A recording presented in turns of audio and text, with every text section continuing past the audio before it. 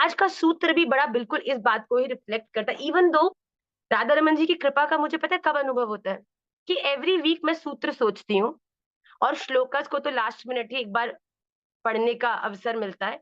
और मैं देखती हूँ Radha Raman Lal, you are such a magician कि आप हमेशा मेरे सूत्र को क्लास में होने वाले श्लोकों से रिलेट करते हो।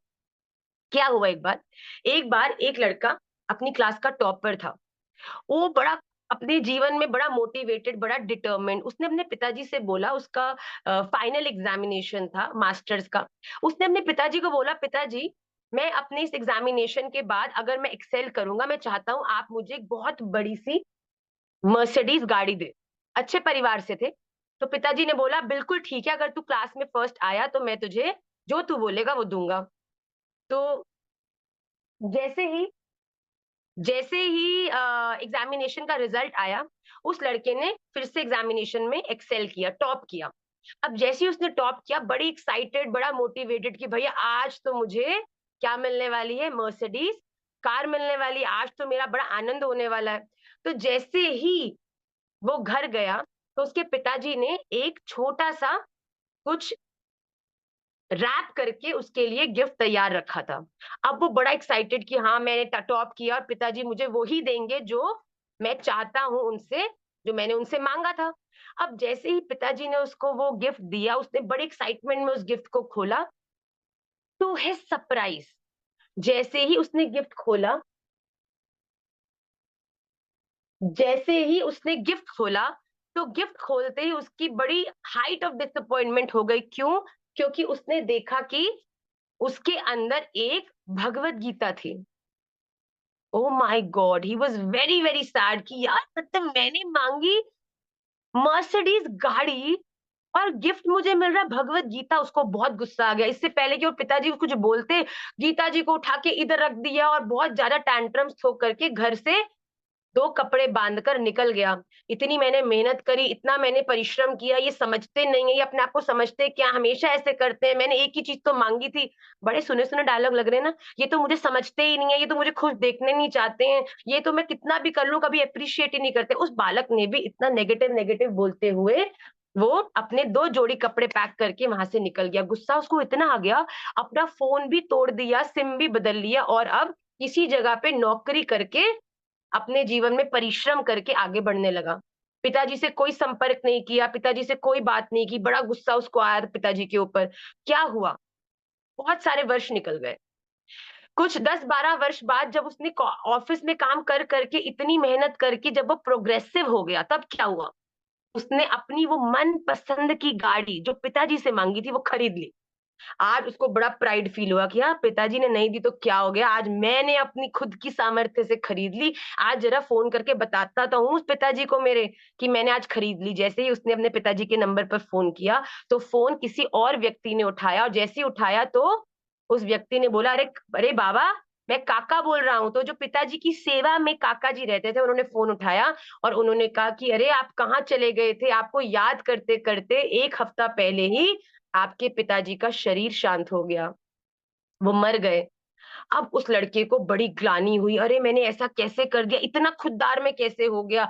दौड़ के तुरंत अगली फ्लाइट कराई, अपने पिताजी के घर गया और जैसे ही घर गया बड़ा रोया, पिताजी के सामने तस्वीर लगी थी, आज उस तस्वीर पर हार चढ़ा हुआ था। आज पिताजी शरीर में नहीं थे, केवल तस्वीर में थे, बड़ी ग्लानि हुई, ये मैंने कैसे कर दिया? क्यों मैंने इतने सालों तक पिताजी से बात नहीं करी?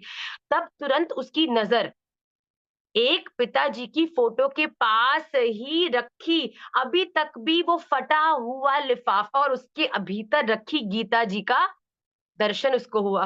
अरे ये तो वही गीता जी हैं, जो उस दिन पिताजी ने मुझे दी थी और मैंने उसको ऐसे फेंका। तुरंत जाके उसने उस गीता जी को उठाया, पिताजी के उपहार को उस रूप में प्राप्त करके उसको आलिंगन किया, अपने गले से लगाया और रोते-रोते उसने जैसे ही पहला पेज खोला, उसमें से एक लेटर नीचे गिरा।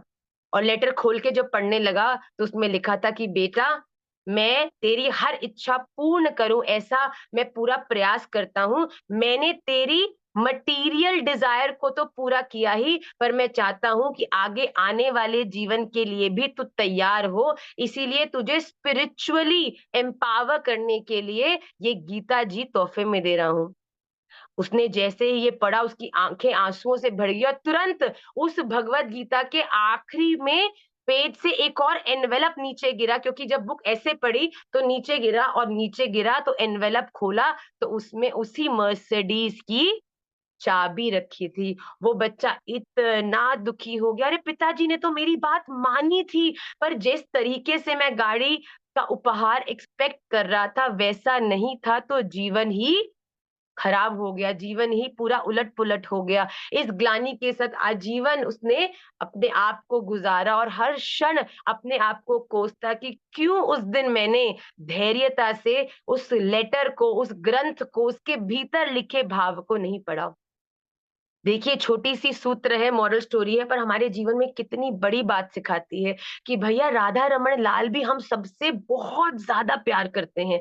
और जब एक पिता अपने बालक से प्यार करता है ना, एक माता अपने बालक से प्यार करती है, तो यथाशक्ति, और मैं यथाशक्ति क्या बोलूँ, अपनी शक्ति के परे जाकर भी अगर कोई चीज़ें उसके बालक को चाहिए होती हैं, तो वो उसको लाने में कभी संकोच नहीं करती। तो राधा रमण लाल भी जब हम उनसे चीज़ें माँगते हैं ना, भगवान ये दे दो, वो दे दो, वो दे दो, भगवान भी हम सबकी सभी इच्छाओं को पूर्ण करने के लिए तत्पर हैं।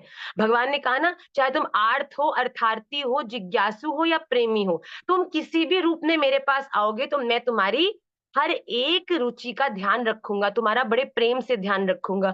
तो वैसे ही उस पिता ने भी अपने बालक के लिए गाड़ी तो मंगाई जो उसने मंगाई थी, पर गाड़ी की पैकिंग अलग थी। भैया राधा रमण जी भी आपको हर वो चीज़ देंगे, जो आप चाहते हो, पर हो सकता है उसे देने का तरीका वो ना हो जो हम लोग सोच कर बैठे हैं। हम चाहते हैं भगवान हमको ये मिल जाए, वो मिल जाए, वो मिल जाए। ठाकुर जी कहते हैं तुम्हें ये सब तो क्या, तुम्हें मैं मिल जाऊँगा, जिसके मिलने के बाद इन सबको प्राप्त करने का सुख तुम्हारा कुछ रहेगा ही नहीं। भगवान ये नहीं कहते हैं कि मैं तुम्हें कुछ नहीं दूँ, भगवान हर एक चीज़, सात्विक को सत्व देते हैं, राजसिक को राजस देते हैं, तामसिक को ताम देते हैं और जो गुणातीत है उसे अपने आप को ही प्रदान कर देते हैं। तो भैया पैकिंग बदल सकती है, पर जो माँगोगे वो मिलेगा ज़रूर, ज़रूर, अगर आप भगवान से माँग रहे हो। इसीलिए हम लोग क्या करते हैं, कभी-कभी जिस रूप में चीज़ हमारे पास आती है उसको ना पहचान कर ये सोचते हैं कि ठाकुर जी तो हमको समझते ही नहीं है, वो तो हमको जानते हैं, मैंने तो इस लड़के से इतना प्यार किया और राधा रमन जी मैंने आपको बताया भी कि मैं इतना प्रेम करती हूँ और ये मेरे संग क्या हुआ? भैया ठाकुर जी कहते हैं तू तो केवल उस लड़के के शरीर और उसके आगे के चरित्र को देख सकती है, मैं तो उसके भीतर बैठे कपट को भी देख सकता हूँ, उसकी तुम्हारे प्रति इंटेंशन को भी देख सकता हूँ। थोड़ी खिटपिट करके भैया तुझे बचाया ही है, क्यों? उसके लिए जो ना केवल तुझे नौकरानी बल्कि अपने घर की रानी बना के रखेगा। भगवान कभी-कभी हमारे हित के लिए पैकिंग बदल देते हैं उस सुख की। इसीलिए अपने जीवन में आप इस बात की दृढ़ता बाँध लो कि राधा रमण लाल जो करेंगे, बेस्ट करेंगे। जब आपने ठाकुर जी के संग संबंध बना लिया है, ठाकुर जी के चरणों में आपकी प्रीति है, इस बात में कभी संशय मत करना कि ठाकुर जी से मैंने माँगा कि ठाकुर जी मुझे ये दे दें। राधा रमन जी आपको हर वो चीज़ देंगे जो आपके लिए हितकारी है। सुख-दुःख का विचार ठाकुर जी नहीं करते, क्योंकि सुख-दुःख, लाभ-हानि प्रकृति के गुण हैं। प्रकृति के गुणों को अगर आप प्राप्त करोगे तो प्रकृति में ही आना पड़ेगा। सुख की चेष्टा करोगे तो सुख के लिए वापस धरती पे आना पड़ेगा, क्योंकि निकुंज में सुख नहीं है भैया, निकुंज में दुःख भी नहीं है। निकुंज में केवल आनंद, आनंद और आनंद है। तो अगर उ उस आनंद को आप एक्सपीरियंस करना चाहते हैं, तो ना तो सात्विक, ना राजसिक, ना तामसिक, केवल गुणातीत परब्रह्म परमात्मा। पर ऑन द अदर हैंड अगर आप गुणातीत परब्रह्म परमात्मा को प्राप्त करना चाहते हैं तो अपने जीवन में केवल एक ही आधार रखो, ज्यादा झंझट ही नहीं।